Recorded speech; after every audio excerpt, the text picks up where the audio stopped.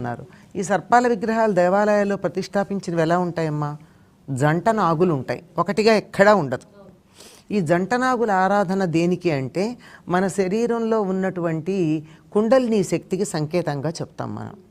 ఈడ పింగళ మధ్యలో ఉన్న సుషుమ్న కనపడదు గనక ఇడ పింగళ రెండింటికీను సంకేతంగా జంట నాగులు 3 చోట్ల మెలివేసుకున్నట్టు ఉంటాయి.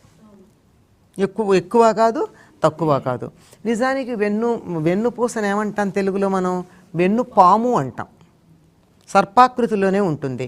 చక్కగా తోక మీద లేచి నిలబడ్డటువంటి పెద్ద పడగ కలిగిన సర్పంలాగా ఉంటుంది. మూలాధారం నుంచి కపాలం దాకా మనం లెక్క తీసుకున్నట్టయితే దీన్ని ఆశ్రయించుకునే కుండలిని మనలో ఉంటుంది.